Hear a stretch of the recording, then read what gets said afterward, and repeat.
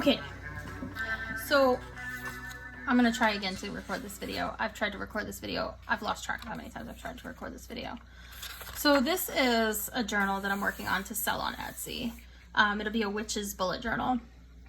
And so I'm just kind of doodling some stuff. I've got themes for each month, and I'm creating a monthly page, a tarot draw page for the year, and then one for each month, a goals sheet.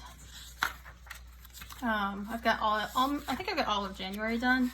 I'm just kind of doing it as I feel like it. So January's theme is pagan symbols, and each page has different pagan symbols throughout. I think I want to see. I keep thinking I'm done, but then I think, oh, that needs a little accent or whatever. So I'm gonna just kind of work on it while I talk, just because it's a fun one to work on. And I want to talk about creativity, which goes well with it. I haven't done the February cover page yet, but February's theme is cauldrons. So I've got the monthly there. The brain dump. That's going to be the in bulk page, which will just be about the one Sabbath. I haven't figured out exactly what I want the Sabbath pages to look like yet, so I haven't done any of those yet. There's a weekly that I've done. The next week. Pencil spot I didn't erase yet. I think this next one is done too, yeah. I did this one earlier with the maybe 6th time I tried to record this video. Between the cats interrupting me and cameras dying, it's been a rough day. So I'm going to continue to work on this one. This one's a really simple spread, and I might get onto the next one before I'm finished. But I want to talk about creativity because it's something that keeps coming up. And it kind of plays well into the fact that I've had to record this video so many times. Because the thing I keep on hearing from people, and the thing that keeps on coming up as a theme on my podcast and in kind of everyday conversations I'm having, is this idea that we're all creative people. We're all creative beings. I talked about this on the very first episode of the show. Wow, that D is really bad. There we go. I talked about this on the very first episode of the podcast when I interviewed Bob Chipman. And we talked about how, like, if you hand a 3-year-old a crayon, they're an artist, and that's all it really takes, and they don't second guess that. It isn't until, you like how I like pencil it in and then I draw completely different places? It isn't until they're older that they will question whether or not they're an artist. And I think there's a few different things that come into play with that. A lot of it is insecurity. There's some effects of capitalism coming into play there, where we tend to see ourselves only through the eyes of what we financially are doing. So, like, you know, what are you? I'm a lawyer. What are you? I'm a teacher. What are you? You know, like we see ourselves through the eyes, through the lens of our careers, because we live in a capitalist society, right? And so it's hard for us to identify as artists or as creative beings unless we're a person who's made that a career. And I think it's really important to recognize that even if you haven't made that a career, first of all, that you are a creative being, and also that creative beings aren't just born that way. Like, we and I say we, that's like those of us who are artists, who are putting our work in some form or another out into the world. We aren't just born knowing how to write, born knowing how to paint, born knowing how to knit, whatever. Like, these things are things we work at. And perhaps, as Firelight said on the interview that's coming out in April of my podcast, he said it far more eloquently than I will, but perhaps there is something to be said for talent. Yeah, there's probably talent involved there. But there's also ambition. There's also the question of what you're willing to put your energy toward. I, for as long as I can remember, have kind of obsessively written the alphabet, in that I like to see pretty letters. I like to see a perfect, oh, I hate when it wrinkles like that. I like to see a perfect set of letters on the page, especially when I started learning cursive in, what was that, like maybe the 3rd grade they started teaching us cursive.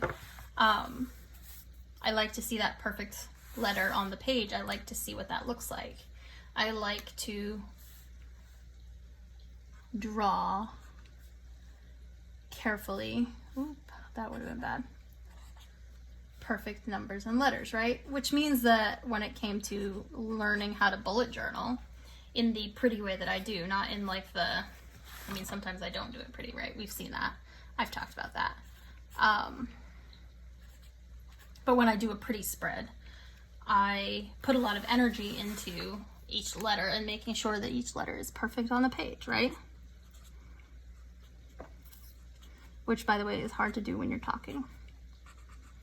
So I guess what I really want to say, the gist of what I really want to get at is that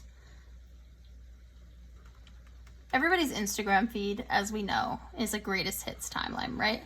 They took 100 photos and they posted one. Especially as Firelight says in the upcoming episode of my podcast, you know, especially people who post a lot of selfies, like how many selfies did they take before they found the one that they were willing to share, right?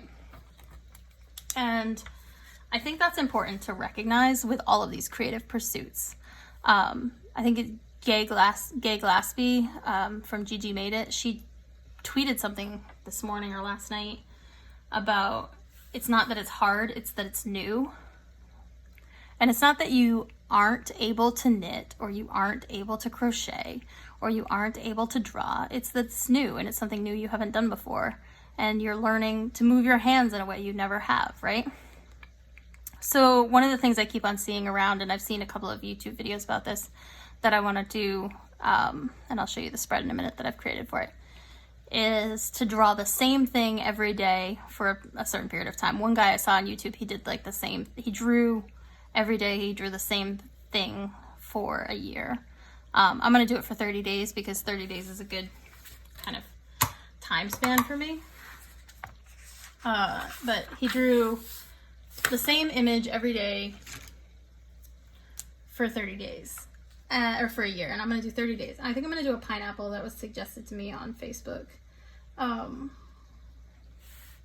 So I kind of like did a spread for that. But the point is, like, yeah, I'm drawing these little cauldrons here. Do you know how many cauldrons I drew before I drew these cauldrons? Because, like, you have to spend the time perfecting those muscles and learning to do that. And it isn't about naturally being able to draw. It's about practicing until you can draw. I thought I did the wrong number over there for a minute, but I didn't. It's about practicing until you can draw well. So let me show you the spread that I'm going to do. So I'm going to starting today. Today's going to be the first day. I'm going to put the date on there too.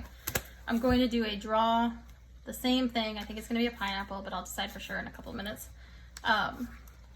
30 days of drawing. So I created this spread last night. These are stickers. I didn't draw these.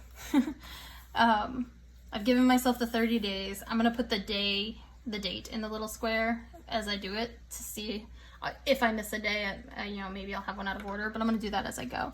And then a little note with what I did. So if I drew with pencil, I'll write that. Or if I drew with a different medium, maybe I'll paint the image a couple of times. But I'm going to do, I guess I am going to do a pineapple. I'm going to draw a pineapple every day. And maybe I'll do a video about that later. But this, like, all boils down to that same idea. Really what I want to say is, as a creative person, which you are, it's a matter of where you're investing your creative energy. So I have students who, because I teach in a community college setting, they're doing things like, you know, they're nurses or they are future plumbers or something like that. So this is going to be a quote page and I don't know how I want it to look. I'm going to get back to that. But my students like to say to me, I'm not a creative person. And I do a couple of things with them. Like, for instance, they are not,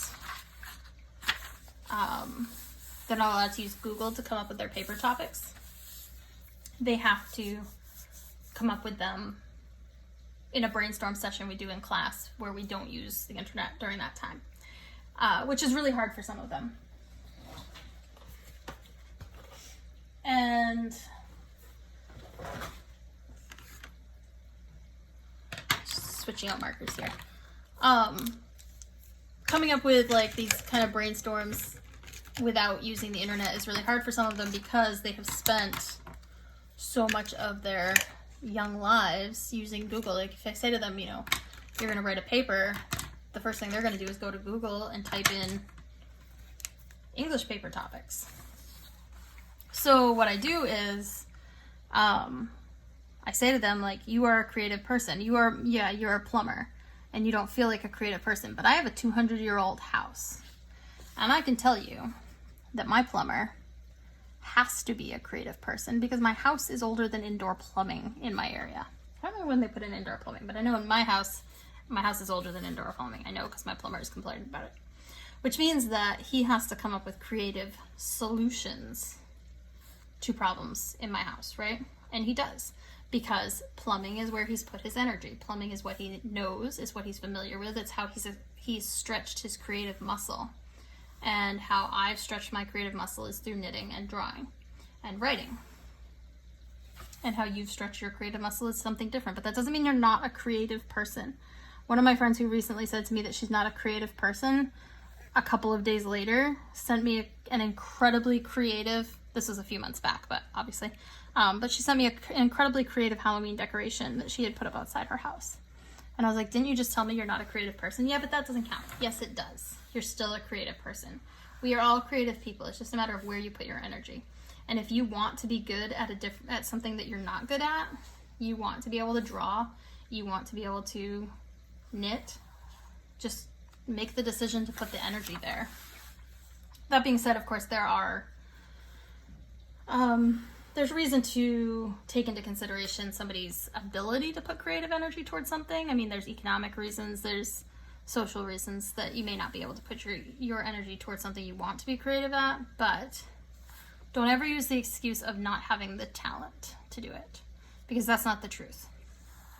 The truth is you haven't put the energy toward it, right? So put the energy toward it if you want to put the energy toward it, and if you're capable of putting the energy toward it, if your lifestyle or your situation will allow you to, put the energy toward it. Make the thing. Be creative. I'm going to go work on this spread now.